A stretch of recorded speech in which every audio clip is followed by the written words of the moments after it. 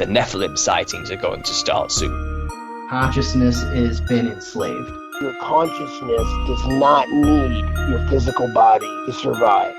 It's the thing that's necessary, it has to be there. It's the coding that projects this world we currently live in. I said, I want you to read the Bible. We got reptilians on just outside of our frequency zone. Six-dimensional beings, the ancient builder race. Ideas are the highest form of intelligence, and that leads you to truth and clarity. The Nephilim sightings are going to start soon. Conspiracy and chill. There's obviously aliens. Our galaxy is insanely huge. We're just one planet. They would have needed a minimum of 6 feet of lead shielding in order to get through the 25,000-mile thick Van Allen radiation belt. This is real. They really did fake the moon landing. The world is infinitely older than that. And I mean the world with human beings in it. Skull and Bones is like one of the villains in the Legion of Doom. I said, I want you to read the Bible. The biblical flood, the Tartaria mud flood. Conspiracy and chill. The Nephilim sightings are going to start soon. The bull god Baal. I said, I want you to read the Bible. There's magnets in the basketballs. There was a political party, a third party called the Anti-Masonic Party at a point in the United States. The Global Pandemic Treaty. Conspiracy and Chill podcast. This one should be fun. Walter Bosley, he's an author, he's a former counterintelligence, and he's an expert on a lot of things, including Latitude 33, ancient breakaway civilizations, Houdini's death, and I mean, we could sit here for days and talk about your books, so welcome. Thank you, Walter. Well, good to be here. I'm looking forward to this. Were you always like super inquisitive? Were you always interested in these kind of, I guess for lack of a better term, fringe topics? Oh, yeah. The first thing I really took an interest in was UFOs. As a lot of, right? A lot of people start at UFOs. And I'm one of those classic examples of UFOs lead to other things, right? The interest came from my dad. I was a little kid in the late 60s. I was like, I turned 6 years old in late 1969. So through the 60s, late 50s and through the 60s, there were the national magazines, Life magazine, Look magazine, and they have these classic editions about flying saucers and UFOs.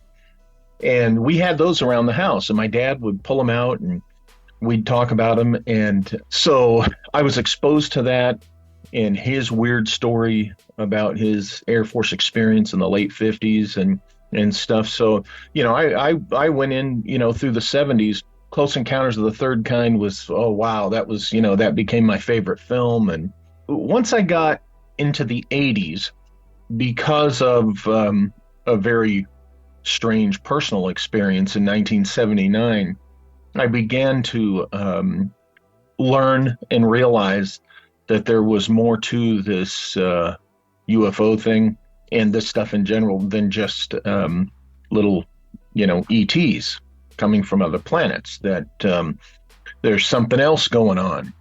And my mentor got a hold of me in the early 80s, kind of started guiding me in a particular direction with this stuff. And it just really blossomed from there. You know, UFOs led to an interest in ley lines, telluric currents, that kind of thing. Time phenomena came after that. I was always a fan of horror films, so ghosts and spooky things were there. And my uncle told me, my uncle was my mentor, one of my mom's brothers. He ended up, he retired with 44 years in the U.S. national security community, intelligence community. He told me that between my sisters and I was the most curious one, the one that was most curious about things, particularly the strange things and some of the spooky things in our reality. He says it kind of scared them, but I was the curious one. And so, you know, that was his impetus to be my mentor and teach me more about these things. So it really came hand in hand. It started with exposure to UFO stories, but then it really blossomed from personal experiences with weird stuff, which I wrote about in a tiny little mini autobiography, very limited, about this stuff, my experiences. Really, all that to say, all the weird stuff is connected to each other. And I apologize if you hear a dog barking in the background. There's nothing I can do about that. It's okay. I got 3 of my own. I hear you. So, gosh, since childhood. What you said at the end there is that all the weird things are tied together. What I was going to say is I've listened to a little bit of your podcast appearances, and I noticed that a lot of it deals with, some of the early occultists and stuff like that. I was going to ask if you think like the early space programs or the UFO phenomenon was tied to the occultists. Well, there's definitely people in that world who were interested in these things, right? Because, our space program was greatly created by Operation Paperclip, German scientists, right? That came here, rocket scientists, astronomers, those kind of guys. These were guys who, a lot of them came from the European occult community, right? So their interests in space travel, going to other planets and stuff, these were just as big enthusiasms for them as occult interests and strange phenomena.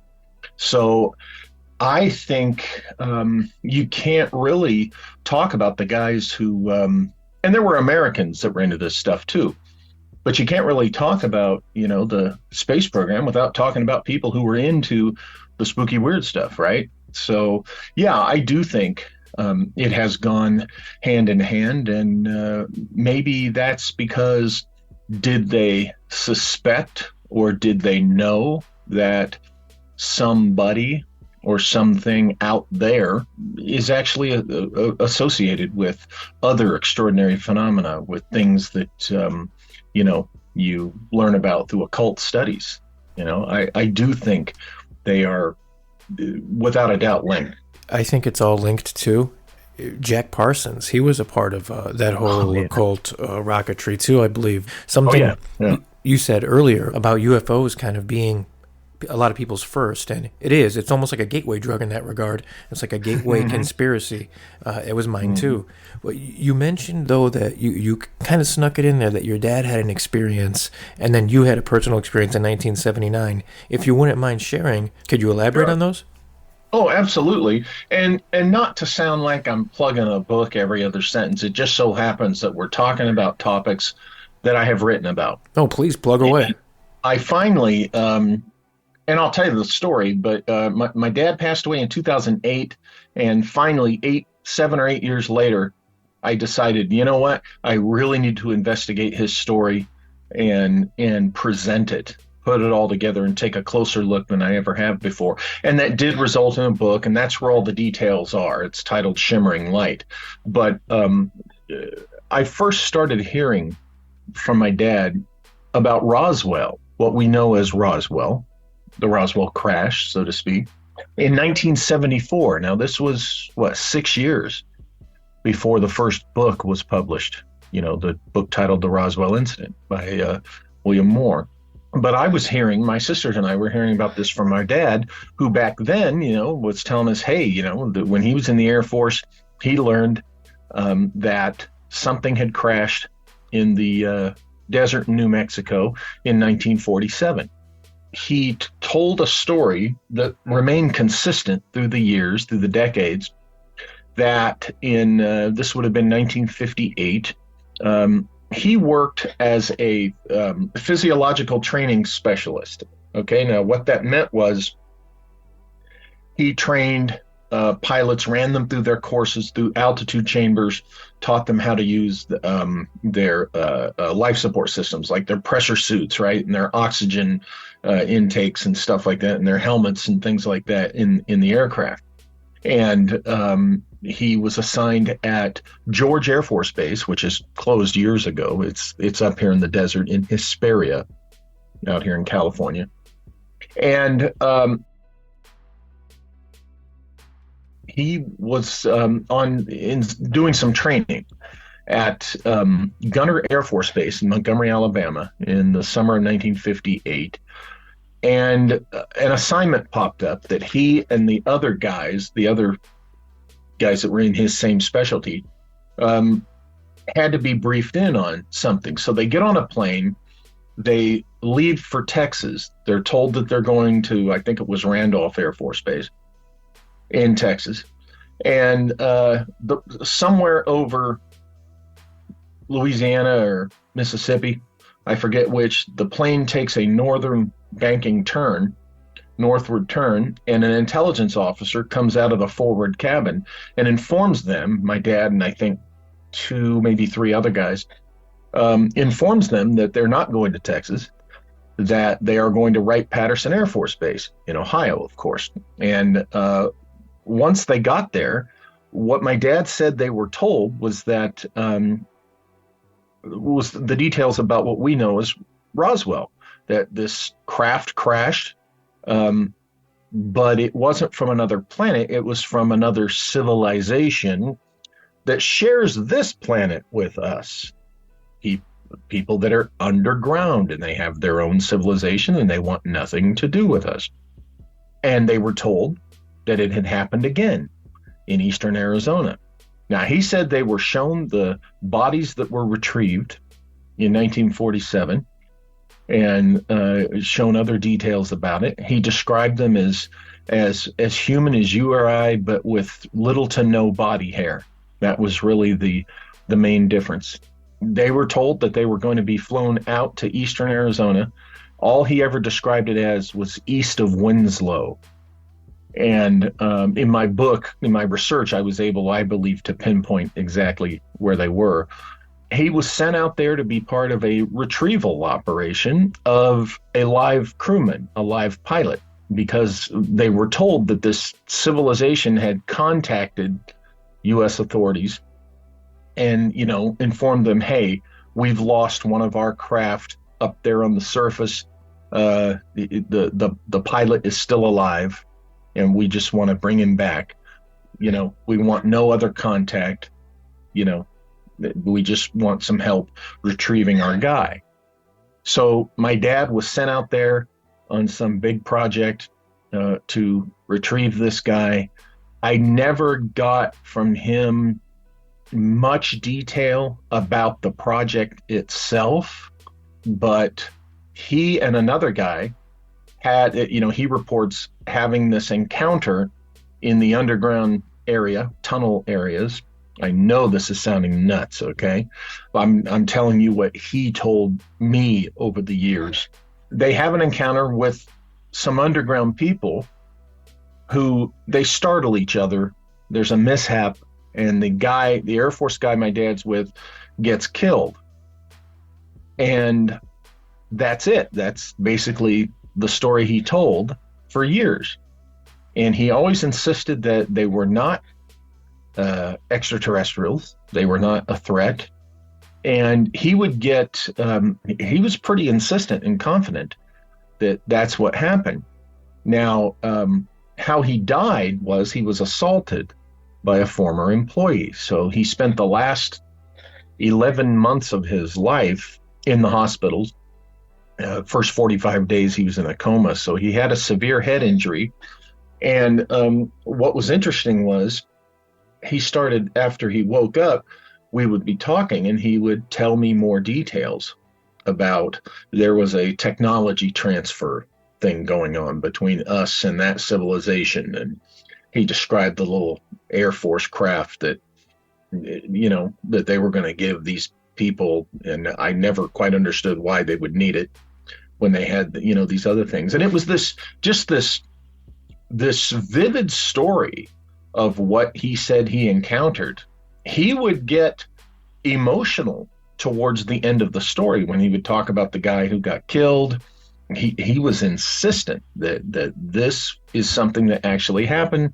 So after he passed, I'm left with this big mystery. And there's more details that I'm jumping over, and it's all in the book. But when I decide to look into it, I'm a former federal agent, a professional investigator, a PI and all that. So I'm a professional investigator. So when I went looking into his story, I knew that I was going to do it as an objective professional would do it. And that's report whatever I find, whether it supports my dad's story or not. And what I ended up with was the context of what was going on, in particular the United States Air Force, and what was going on in the Southwest with secret projects, classified technology and stuff, really enlightened me to multiple possibilities to explain my dad's story. And one of them was the fact that in the early 50s, when the CIA was developing MK Ultra, they introduced MK Ultra to the branches of the military, Army, Navy, Air Force. Of those branches, the United States Air Force was the most excited, most enthused about MK Ultra. So much so that they started their own independent MK Ultra program. Now, think about that. In the 70s, the CIA was forced to come clean in front of Congress to say everything admit what they had done under MK Ultra, the bad stuff, everything, right? To this day, the United States Air Force has never had to divulge to the public where they took, how far they took MK Ultra. Okay, so there you have, in the period that my dad's in the Air Force, okay, U.S. Air Force Psychiatric Division of the Aerospace Medicine Command, which is what my dad fell under, okay, life support and all that stuff, be it high altitude or space, falls under aerospace medicine, right? And at the time, this was before NASA, the same time, mid-late 50s, the Air Force they weren't quiet about it. They were pursuing manned spaceflight. So my dad, part of his work had to do with the development of the Mercury program, which became famous once NASA took it over. And of course, everybody knows about it from the book and the film, The Right Stuff. That program, that was an Air Force program up to October of 1958 when NASA was founded, and they handed Mercury over to NASA. But, you know, we don't know that the Air Force didn't continue to do a classified Mercury program, and that's a whole other discussion. But my dad had a very high clearance because of what he did, being involved with at the time the development of our first space program. And of course, at the same time, you have MK Ultra in there. So as I learned more about MK Ultra, the flag that jumped up at me was the use of false narratives. You know, with MK Ultra, you lay a false narrative in someone's psyche, and this would have been done to help secure classified information. In other words, you have a particular, you have particular personnel, they work on a secret project. You want to suppress that so they don't talk about it with unauthorized people outside of work hours, right? Or after they leave, right? So, this would have been perfect to lay a false narrative in the mind, in the psyche of someone who left a project for whatever reason. Okay. So now, with that being a fact, an historical fact, that's what MK Ultra was pursuing, that's what they were developing, I had to consider that the story my dad believed and told all these years about the civilization underground, about the encounter with them and stuff, might have been a false narrative implanted into his psyche by U.S. Air Force MK Ultra specialists. Okay, so there's that possibility. So then I had to ask myself, okay, well, if my dad's wild tale of an underground civilization is a false narrative, and what was kind of sad about it was this was so convincing for him, right? Because it was laid into his psyche that he was absolutely convinced that this was real. Okay, and I my judgment's still out. I'm just reporting, what the circumstances were when I was researching this. So I had to consider, okay, if my dad's wild tale is a false narrative, what else was going on that he could have been working with that, might have explained things better? And what I ended up with was really diving into what the U.S. pursuit of manned spaceflight really entailed. And it had begun as early as the 1920s, okay? What I found out was, and this is documented fact, you look at the history of MK Ultra, Operation Paperclip, a lot of people think that Operation Paperclip was primarily and mostly motivated for the atomic bomb. No, it was not. It actually began between Nazi German aerospace medicine scientist, and American military aerospace medicine scientist. The Germans came to the Americans and said, hey, I can get you dozens of other scientists in our field. If you want to get us out of Germany, we'll gladly work for the United States. And thus Operation Paperclip was born, and it was born to get aerospace medicine specialists from Germany, the guys who were pursuing manned spaceflight. So the impetus for Operation Paperclip was actually the pursuit of manned spaceflight, okay, that had begun long before World War II. The research had continued through World War II. So that's why we got these German scientists. We were very serious about pursuing manned spaceflight. Here you have all these German scientists, right, after the war. 1947, it's 2 years after the end of World War II. You've got all these advanced aircraft being developed, in secret, semi-secret, that kind of thing. And they have all this money. So you have the minds, right? The right minds. You have the science and technology and the resources available to them, the money, okay, the raw materials and the money, and they're out in what was then more of the middle of nowhere than it is today. Okay, they're in New Mexico, and so you put that all together, and you have all these guys who can build this rockets and spaceships. You have the guys that can create the life support systems. You have the money. You have the secrecy. Well, I argue that what you've got is the evidence that Roswell wasn't a crash from another world. It was the crash from first American attempt at manned spaceflight. Okay, using paperclip scientists designed aircraft and combined U.S. and German paperclip scientists, life support systems and such. And when you really, and it's all in my book, I lay out, that when you really take a close, honest look at the details, you really see how this was much more likely than aliens from another world. Why would they keep it such a hush-hush secret? Well, 1947, we were 2 years into the Cold War, right? And paranoia was high at all costs. If we had built a craft and successfully shot these guys out into space, but they crashed on the return, but the rest of the flight was a success, you want to protect that data. You don't want those pesky Soviets knowing that you even tried this.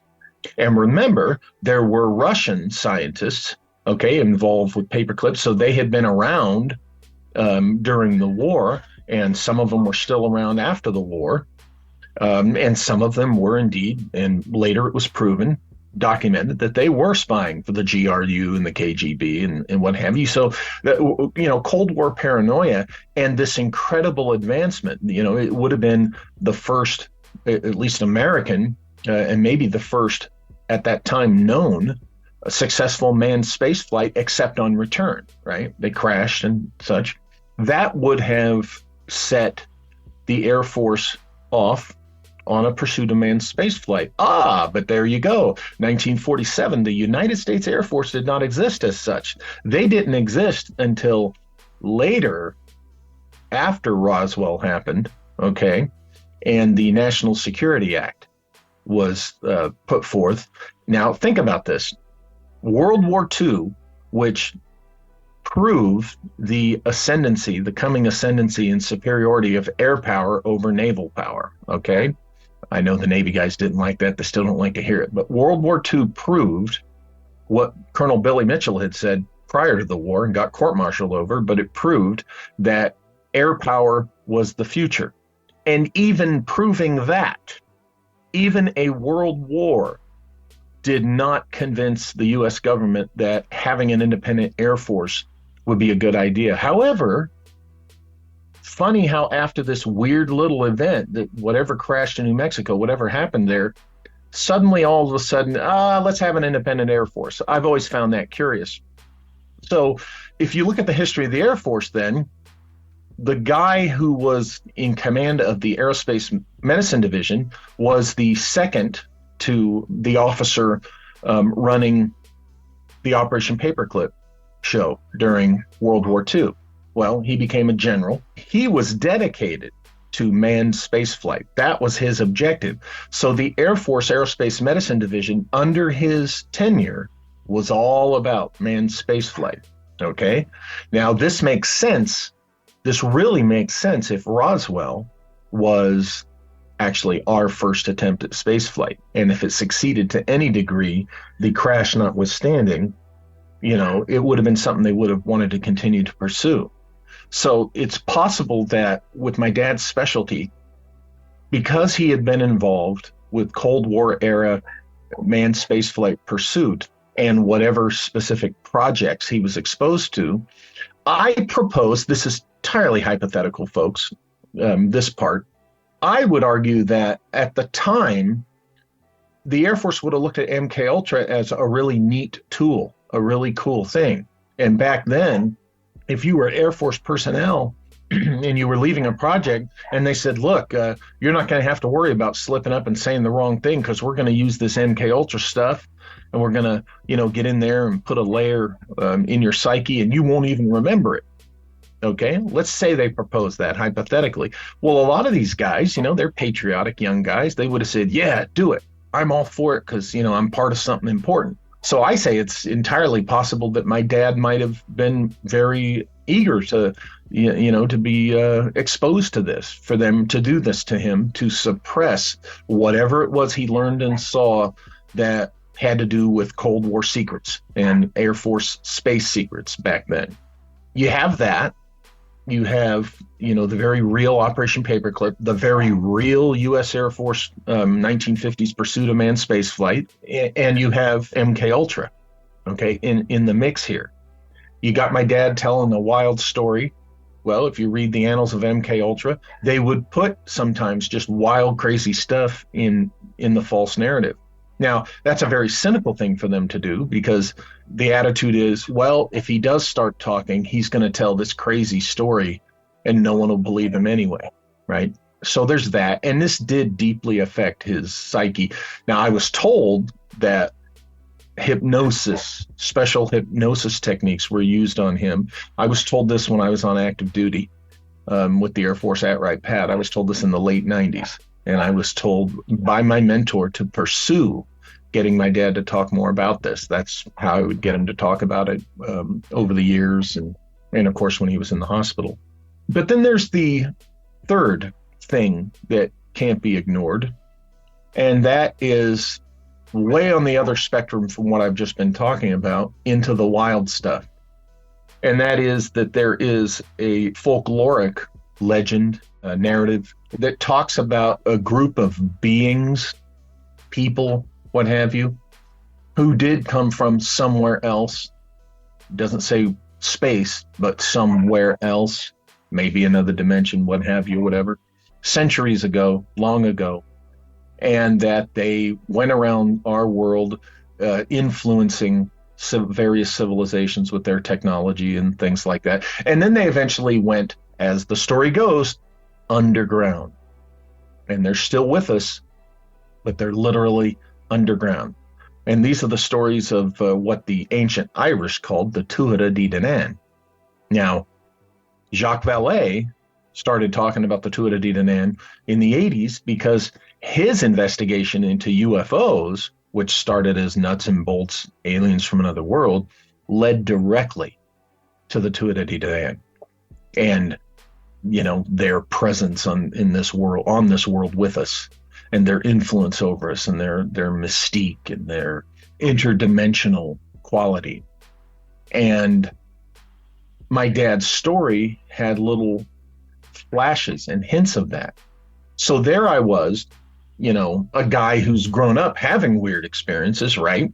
Who believes in the weird, but has also had a very objective type of profession. On the one hand, I have to look at the facts and look at the context and go with what's more likely. But on the other hand, by 2016, when I came out with this book, I had already written a few books, and my own personal research involved with those books always had some connection, always had some evidence or some pointer to this very mysterious group, the Tuatha Dé Danann. So they were in my research otherwise, and here I couldn't ignore that there's hints of them in my dad's weird story.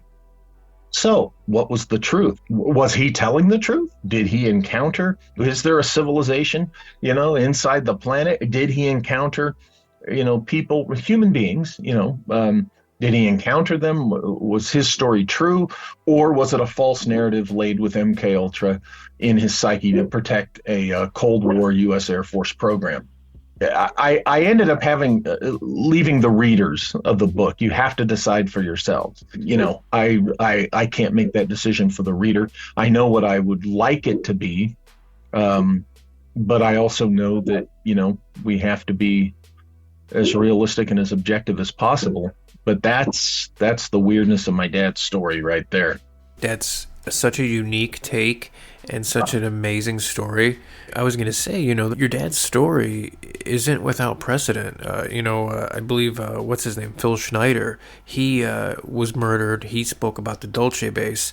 And I think there's a couple of military special agent guys, former military special agents, D.C. Long and Michael Herrera, who have been exposing underground bases and what they've seen. So I'm just saying, maybe your dad was ahead of the game there, especially with all the new stuff that we're seeing coming out. That kind of, in my mind, adds a little bit of credibility to your dad's story. But I wanted to ask you, how did I've heard you talk about Latitude 33. How did that stuff come onto your radar? And could you talk a little bit about that? I find that stuff so fascinating. Sure. Oh, okay. Hold that thought really quick, please. Don't mean to interrupt. I just want to say something so I don't forget and come back to it. Walter, did you say that basically, unless I'm interpreting this wrong, that potentially the Roswell crash was, instead of being that UFO crash of the narrative that got out, they used that as a cover-up to hide the fact that was an attempt at manned spaceflight by us? Yeah, whether that had anything to do with my dad's story or not, I have become convinced that is highly more likely. I have not been convinced that Roswell had anything to do with extraterrestrials for many years now, between other researchers just tearing apart that narrative, the popular narrative of that, and my own research and, this history I've been talking about. I haven't believed that Roswell had anything to do with extraterrestrials for a very, very long time. And I think it's very, very possible that it was the first American attempt at manned spaceflight. Now, there's a book out there that I would recommend you look at. It's the book that the ET folks just cannot stand, but none of them actually read it. If they would, they might be enlightened. But it's titled Roswell and the Reich by Joseph Farrell. And he does a very astute analysis of the technology that was described, of the event and the incident, and he gives you that same historical context that I'm talking about. Where he and I differ is he thinks it was an independent group of post-war German scientists who attempted this flight or had this flying machine. I argue that it was the first American attempt at manned spaceflight, for the reasons I present. But yeah, I do think it's more likely that than aliens. That is really interesting, and I love all things Irish and Celtic related. So the Tuatha Dé Danann is something we'll have to touch back on, but definitely interested in hearing these ley line things as well. So let's get to it. Yeah. I knew as soon as he mentioned Ireland, I knew you were going to be all over that. And props to you guys, because I don't know how you guys can say that word. Tuatha Dé Danann? Yes. Now, I got the pronunciation in 2014 or 15 from an Irishman. Yeah, I even wrote it down. He said, "Oh yeah, I know who you're talking about." And I said, "How do you pronounce that?" And he says, Tuatha Dé Danann. So I heard people saying Tuatha or all sorts of crazy things, but it's the Tuatha, according to an Irishman. So I figured, he would know, right? But you wanted to talk about Disneyland in Latitude 33, correct? Oh, yeah. Well, I was talking about the weird experiences that I had been having, right, over the years. And in 1979, I had kind of an awakening enlightenment experience. And that I woke up and everything was different. And I became more aware and keen onto, just strange things around me. And that's important for me to mention that because it precedes, in 1981, I go to Disneyland. I'm a senior in high school. I go to Disneyland with some friends. It was early in the year. And, when you're a Southern Californian back then, going to Disneyland, you just went all the time, So, some friends and I, we go to Disneyland in the middle of the week. We didn't have school or something that day. And so it was a Wednesday. And somewhere between 9 and 9:30, I remember it was early in the 9 o'clock hour in the evening, we go to ride the carousel. Because, that's what you do. You ride everything, even the goofy little things, right? So we're riding the carousel, and as we're going around, I see this old man standing there in a black suit, white shirt, no tie. I placed him around 70 years old, close cropped white hair and white beard, close trimmed white beard. And he's just standing there. If you know your Disneyland geography, he's standing on the walkway, the pathway between the Flying Dumbo ride and Mr. Toad's Wild Ride. And this path will lead you back to the teacups and to the Matterhorn and on and so forth. So he's standing there in that pathway just watching the carousel go around. And I see him as we go around. And finally, I don't see him. He's walked on. I'm like, okay, whatever. So we get off the carousel and we take that path that I just described, and we're heading towards the Matterhorn. And at that time, there was a bench near the monorail track post. And the old man was sitting on that bench. I don't know why. I don't know why, but I had two of my friends with me.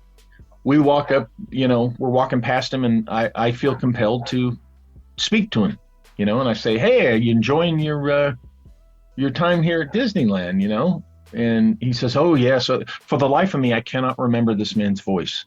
This is strange. But I do remember, him saying, oh, yeah, this is my first time here. This is just so wonderful. This is such an interesting place, so much fun, blah, blah, blah. And through the conversation, we learned that he was down to just like 2 of the lower level tickets. And at the time, Disneyland was early in its days of having, you could buy the passport ticket, right? Which was unlimited use, which is what the tickets are like now. You just buy a ticket, you get in, and you can ride everything as much as you want. But in the old days, those famous A through E tickets, right? They were still using those.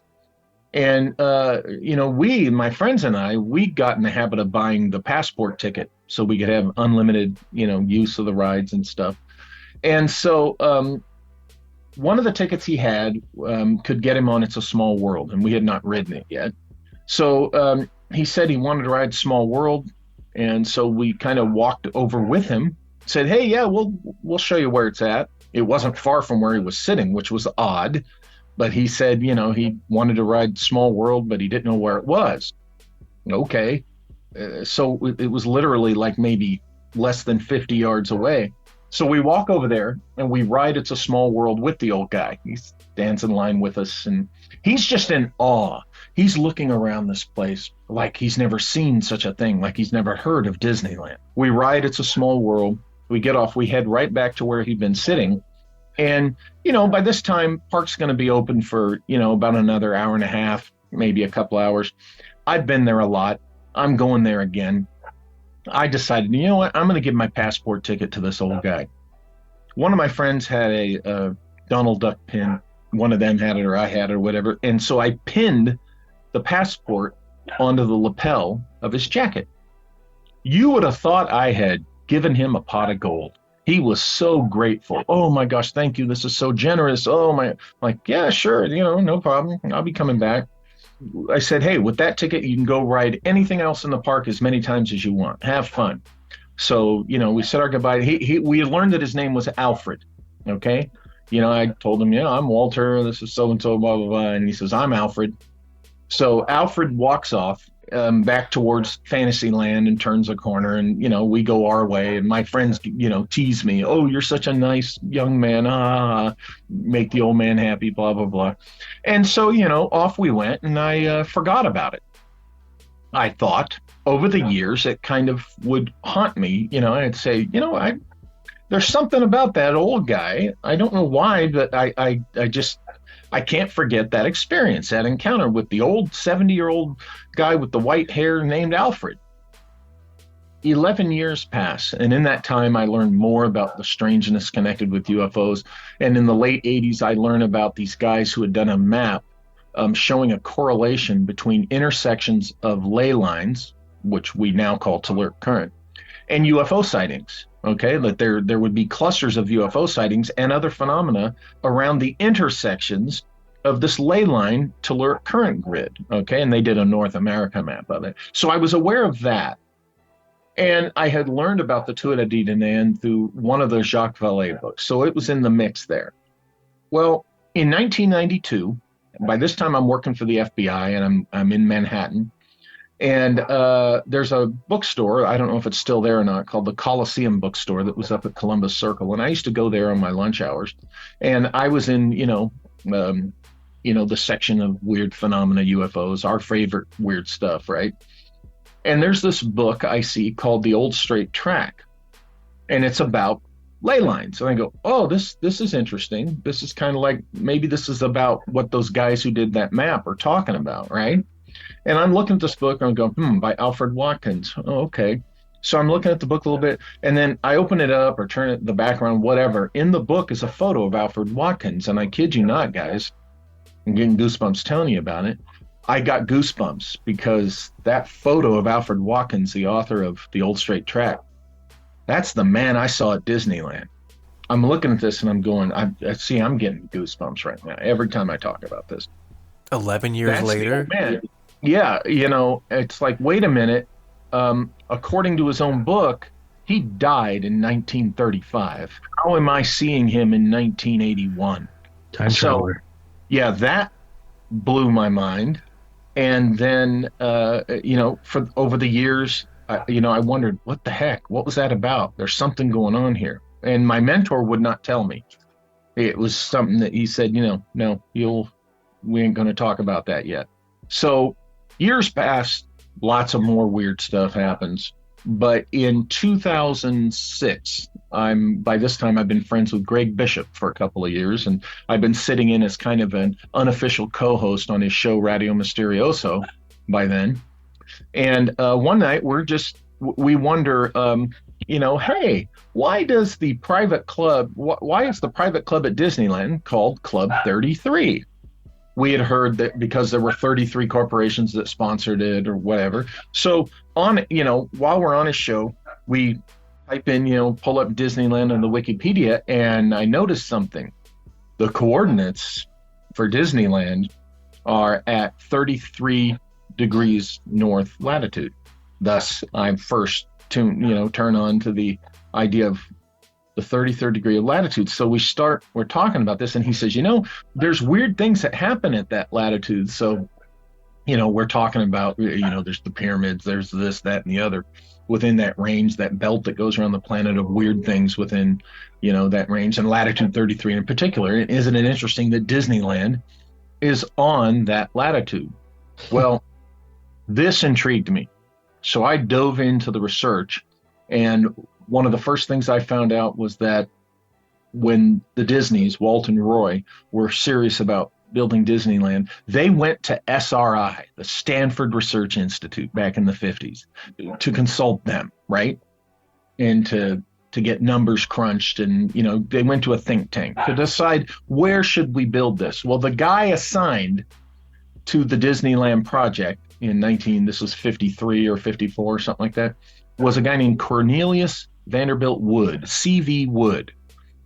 And he was a guy that was very much involved with psychic research and strange phenomena. And one of his very good friends was a guy named Tom Swift, who was a philanthropist in the 20th century, and also a Yeti enthusiast. He had financed expeditions to go find the abominable snowman, and he himself was also very much into psychic phenomena and strange things.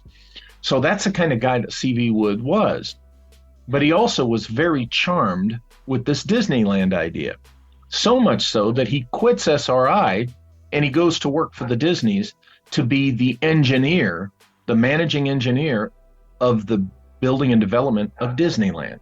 Now, before he leaves SRI, he comes up with, they have a list of locations, possible locations they'd like to use, but he's the one who gives them the Anaheim location. He's the one that says, this is where this spot of, it's a hectare, I think 160 acres, right, of citrus grove country. He goes, this is where you need to build Disneyland. So they're like, okay. Now, SRI is the kind of think tank that definitely knowing about telluric current, okay, which is a very real thing, okay? Railroad engineers, telegraphy engineers had known about it, like for a century by then. It's a very real thing. It's an extreme low frequency that runs through the planet, okay? SRI technicians and engineers definitely are, have been aware of it. And C.V. Wood had to have been. And he's the one that picked the site. So I have an associate, a guy named Shadowy, who's a friend of mine. I've published his books over the years, and he does telluric analysis. And so he did using topographical maps and geomorphology and things like that. And he provided me with maps of his analysis. And he says, Walter, there's an intersection of 3 major telluric current energy lines smack dab in the heart of Disneyland.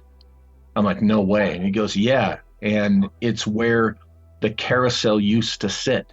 In 1982, the year after I had my encounter with Alfred at Disneyland, Fantasyland was redesigned, and the carousel was moved deeper in by about 30 feet or something like that. So that's where, when Shadowy told me about this intersection of telluric current and that the carousel used to sit right on top of it, well, that's where, our minds started cranking, right? And we came up with the hypothesis that the carousel was the operative mechanism that makes Disneyland itself, the entire park, a psychotronic device, and that C.V. Wood had to have engineered and designed this on purpose. Now, I've written about this in a book titled Latitude 33, Key to the Kingdom. But essentially, Disneyland sits in a bowl. See, they cleared off the citrus trees, and they dug a bowl, kind of a round-cornered triangle-shaped bowl, okay? And the outer perimeter of Disneyland, which the railroad, the Disneyland Railroad, the train follows the track around this perimeter, okay? It's the top of essentially what is a berm that surrounds the park. Now, the idea, this is hypothesis, people, okay? So all you certainty fetish guys, just relax, okay? This is hypothesis. The idea is that the carousel, as it spins and turns throughout the day, when it sat on top of this intersection, would draw up the energy, the combined energy of these 3 lines where they intersected. It draws up that energy and, through the central rotation, but then also at the same time then disperses it throughout the park. And then that energy flows, and as it reaches the berm, it kind of is kicked up and comes back down into the park. In other words, it doesn't go out of the park because of the berm. Now, C.V. Wood is the guy that oversaw this, the building of physical Disneyland. He was the one who, we argue, specifically designed Disneyland to do that, to work that way, to be a psychotronic device. And now, in my book, I go into all the wild myriad of possibilities that this energy, how it could tap into the human psyche. Now, some people automatically, because they go too far with embracing all conspiracy things all the time. Disney's evil. The company sucks now, and they put out terrible movies, and they just do awful things in the last decades. But back then, when they were building it, C.V. Wood and C.V. Wood would have done this to enhance the experience of the park for the park goers in a positive way. right? Just kind of good energy. Now, anything else would have been a side product. You got a guy who was very much deeply involved in pursuing and researching psychic phenomena, and this is the guy who designed Disneyland. And here's this possible device model that the park could conform to. It's circumstantial, but oh boy, people, again, a lot of people dismiss circumstantial evidence, but that's because they watch too much TV and movies. Circumstantial evidence is a valid thing, okay? But yes, it is circumstantial. So I looked at my experience. I thought, okay, this is insane. One of the possibilities, and I present 4 about my experience at Disneyland, was that, and this is the wild one. This is the one I doubt this is true, but boy, I would love it to be true, that I encountered the real Alfred Watkins, that when he was investigating the ley lines in 1927, he stepped into an intersection, stepped into a portal, found himself transported across space and time to Anaheim, California at Disneyland in 1981. That would explain the look of wonder that, remember, I described to you. His eyes were wide, and he's like, this is the most amazing place. Wow. His name's Alfred. He looks exactly like him. Could it be that Disneyland, this psychotronic device, engineered to be a psychotronic device, could it be that it opens up portals to other dimensions? Now, I've told you about C.V. Wood. I can't forget to tell you, the same year, I find this out in 2006. Think about this.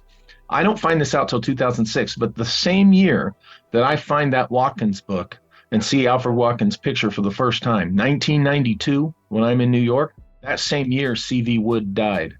So there's what we call a synchronicity, significant coincidence, meaningful coincidence, right? Naturally, as I did with my dad's story, I had to consider other possibilities. One of the other possibilities is that it was the Tuatha Dé Danann, one of the Tuatha presenting himself as Alfred Watkins. Why?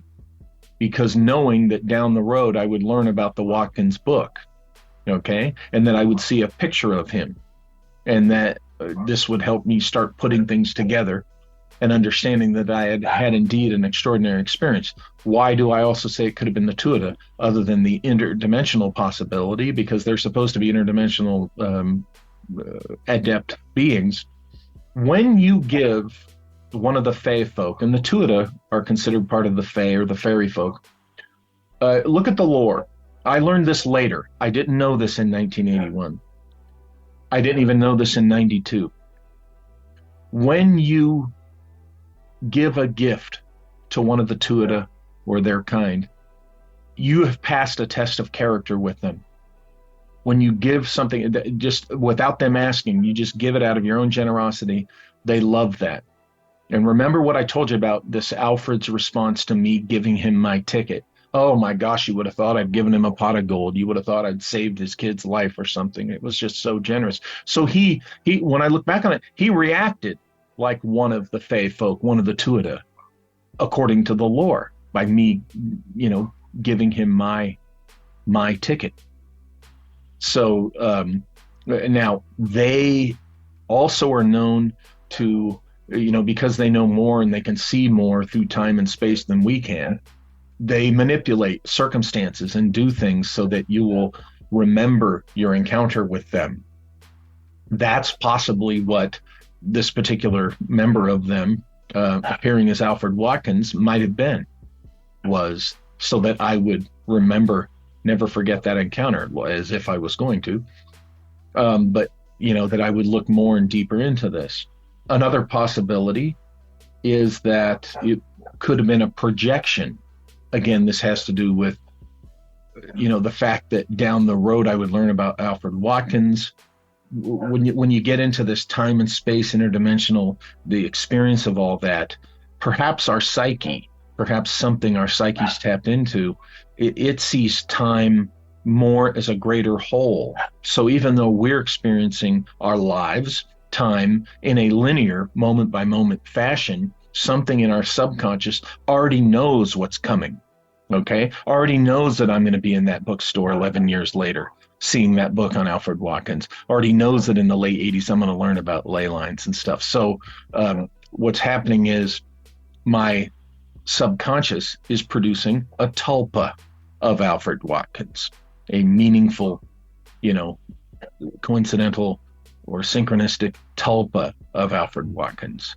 I dove into the symbolism of the things around Disneyland and this history, and I really began to see it for it's something more than it appears to be. It used to be. I do think that in 1982, if Disneyland is indeed a psychotronic device, in 1982, the redesign of Fantasyland, the moving of the carousel disengaged the device. It is my opinion that the device has not worked since the carousel was moved.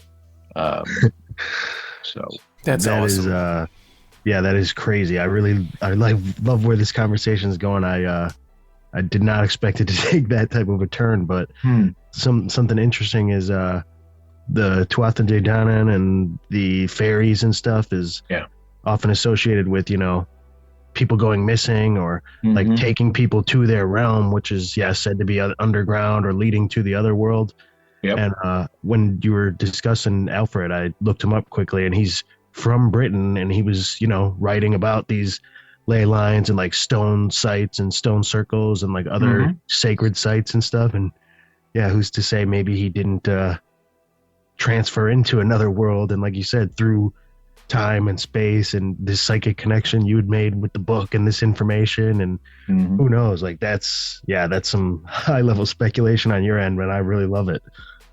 It's something that I believe in presenting all the possibilities, and I do offer my opinion on, well, this one's pretty wild. It might not be the likely one, but you're going to hear it because there are certain circumstances in this story that point to that, just like there are certain circumstances that point to the other options, right? And you have to present them. And really, as an investigator, that's kind of what you do. You go out and you investigate, and in your report, you report what you find, okay? And you can offer a little opinion, for some, possible contextual opinion, that kind of thing. But still, you're presenting everything you find, okay? Whether the recipient of that report likes it or not. And, my time as a federal agent, you learn to have no problem with that, presenting things that, people may or may not like. That's one of my favorite phrases, whether you like it or not. Something's there and you got to deal with it.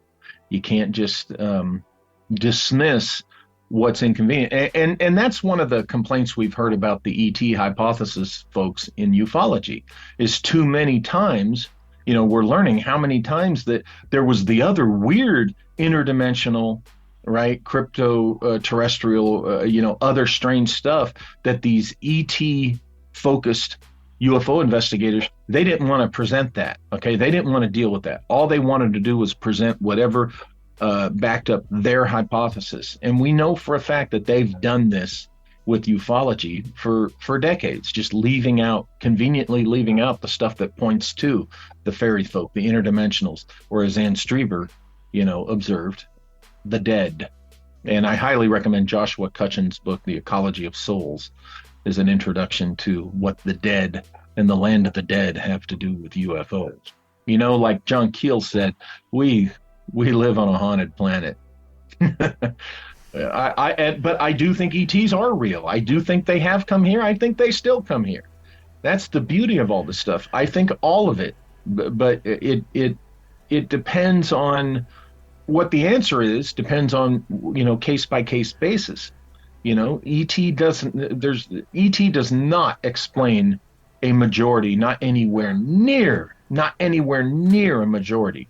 It explains a sliver of a minority of legitimate UFO reports. It mostly classified human technology, I think, explains 90 or more % of them. But but you can't ignore these other things for a pet hypothesis. I love my dad's story that there's an underground civilization.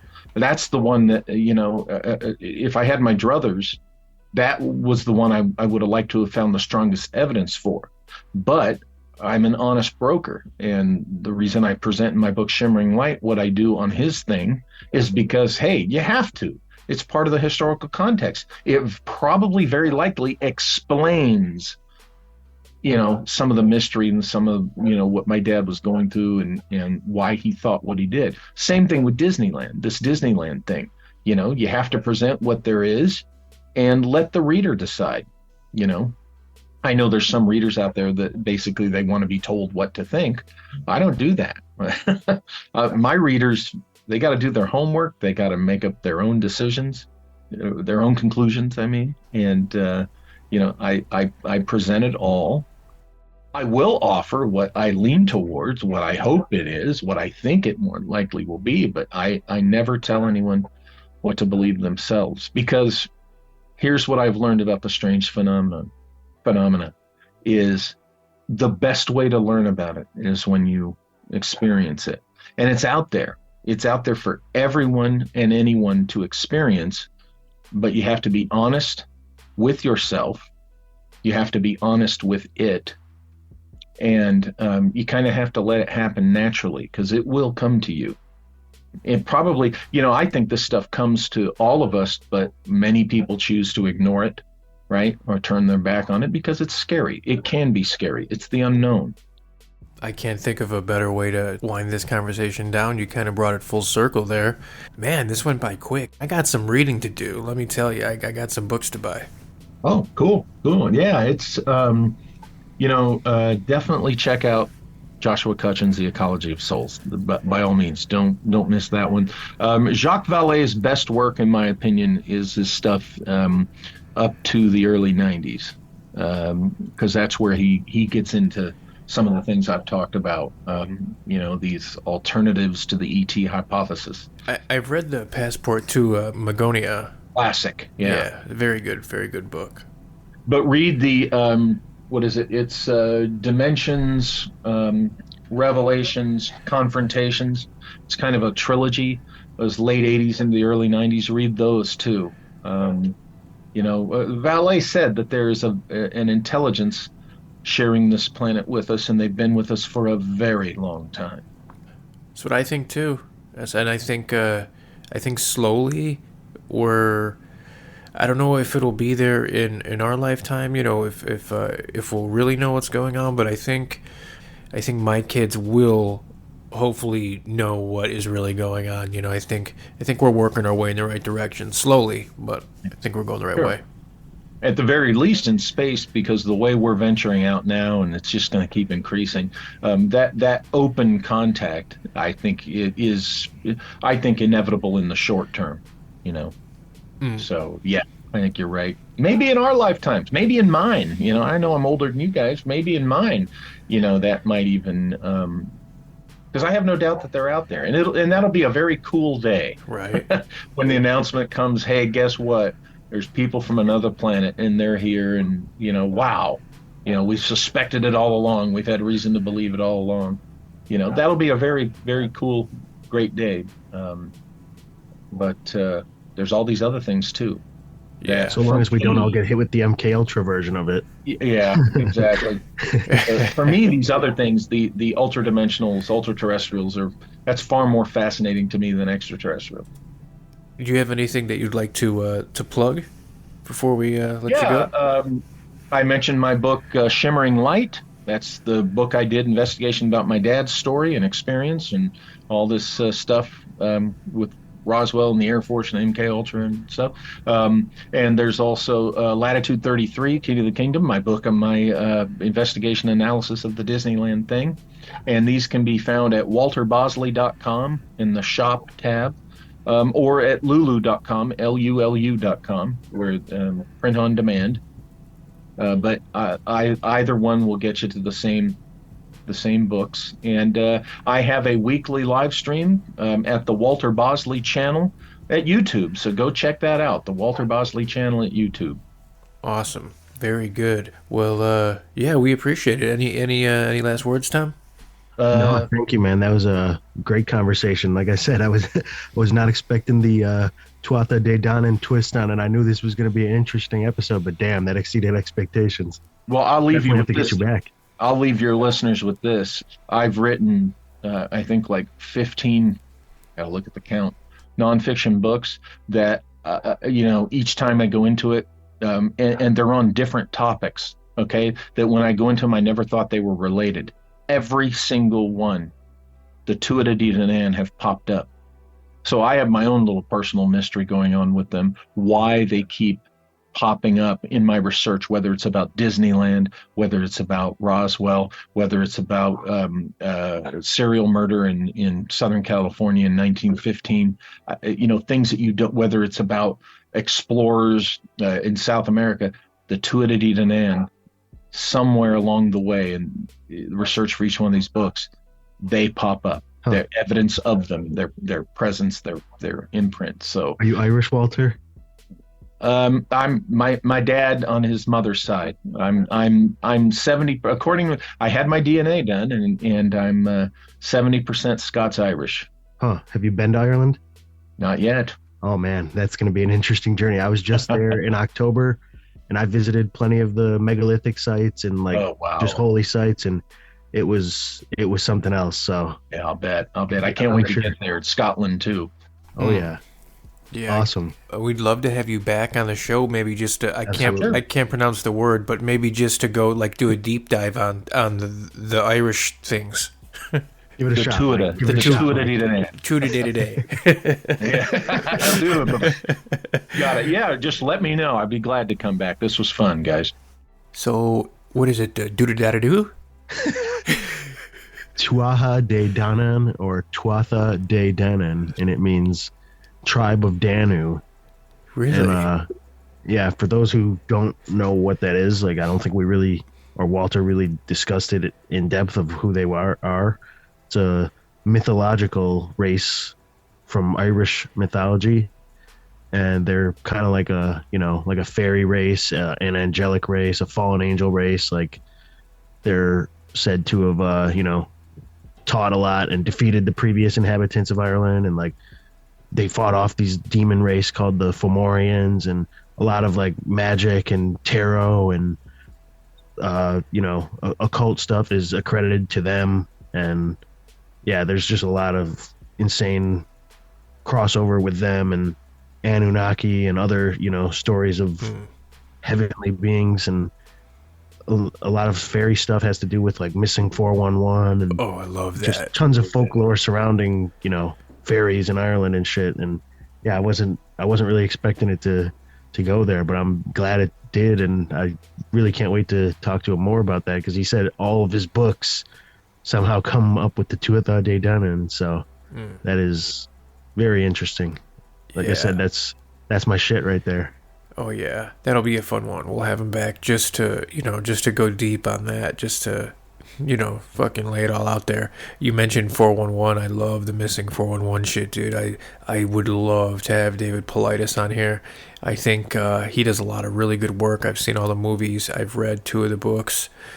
He doesn't come out and actually say that he believes it's Bigfoot, but if you read between the lines and you put 2 and 2 together, he pretty much thinks a lot of it is Bigfoot. However, in his latest work, he kind of is leaning towards some of these being UFOs, abductions and shit like that. So yeah, David Paulides missing 411, that's good shit. But you really like the Huda today. The Huda. Maybe you should just call him the tribe of Danu. Yeah. Book him, Dano. Let me ask, how did you start getting interested in all the Irish mythology and druidism and shit like that? Well, I think I'm just gonna have to credit it to a touch of the tism, special interest obsession.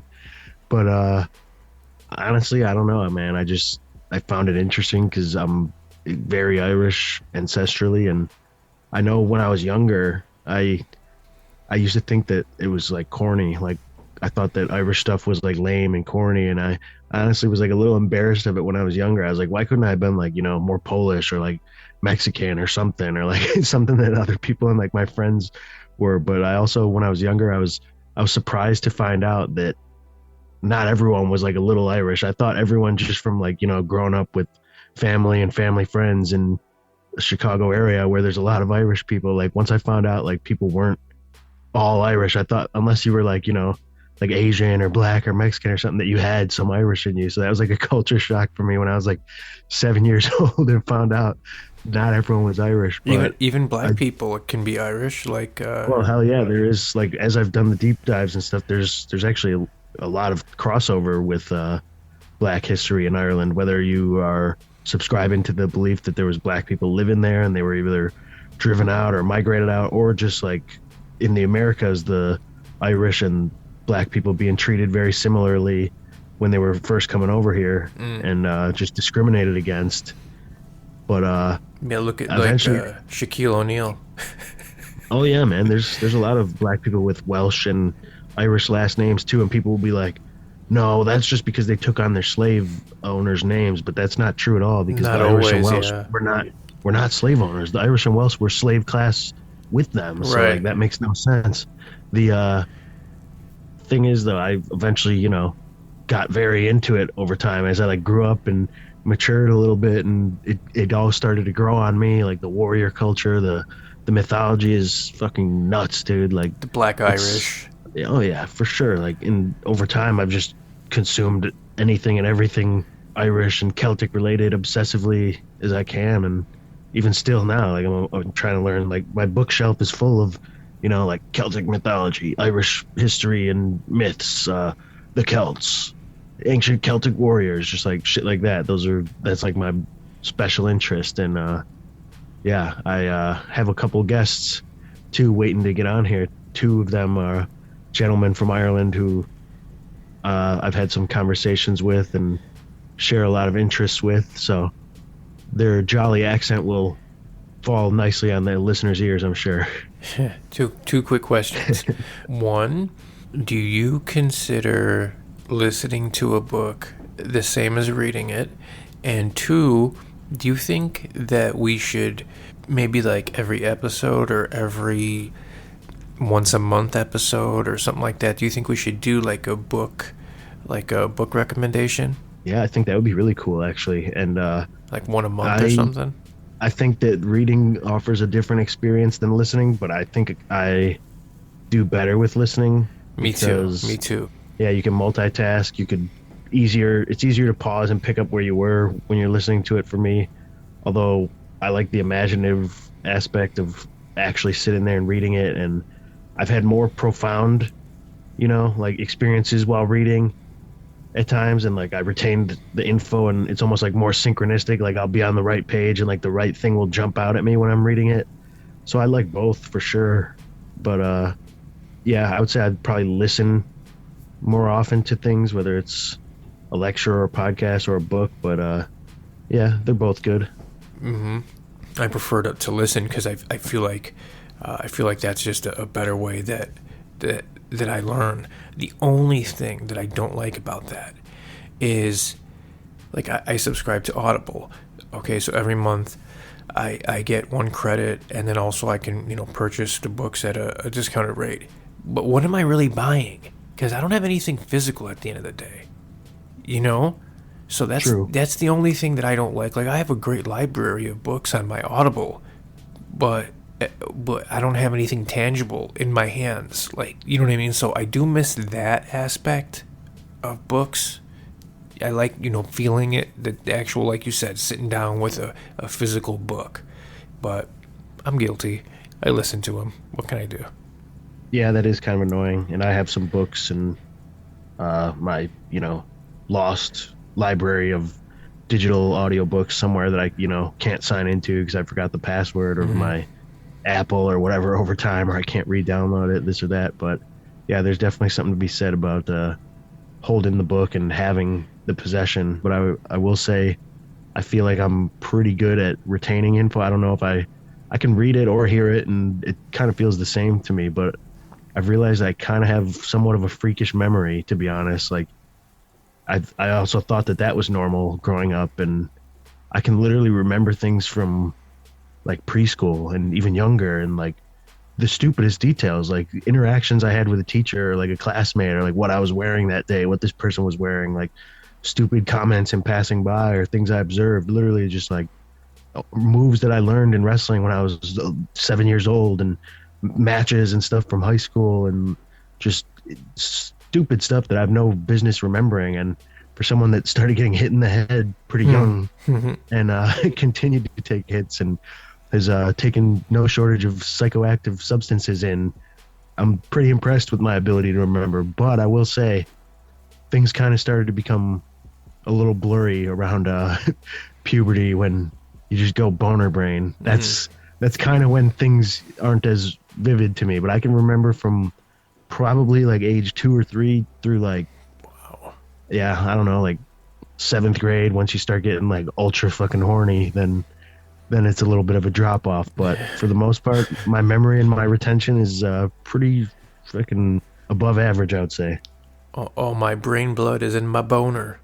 I mean, back then at that age, that's what most of the mental capacity is used for. Yeah, right. Well, shit. Everybody should follow us, like us, do all that good shit. Become one of the first members of the CNC Syndicate on Patreon. 5-star reviews, all that good shit. And what else? Stay away from the underground tunnels. Yes. Stay away from the psyops. Stay away from the do-da-da-da-doos. Yeah, depending on what we think about the do-da-da-da-do, the Tuatha Dé Danann, depending on what their identity really is, I don't know. I'm a little worried about our just previous guest, if he does go to Ireland, that he's going to go missing, because he seems to be intimately connected to the fairy folk. Yes. Hey, what's your favorite Black Sabbath song? Oh man. Fairies wear boots. That's, well, yeah. Shit. It seems like you were setting me up for that one. It is Yes, one of my I favorites, was. but I'm gonna go with Lord of this World. How about you? Ooh. Children of the Grave. Both on Master of Reality. Love it. Revolution. Yeah, that's definitely Children of the Grave. All right, well, stay away from pedophiles.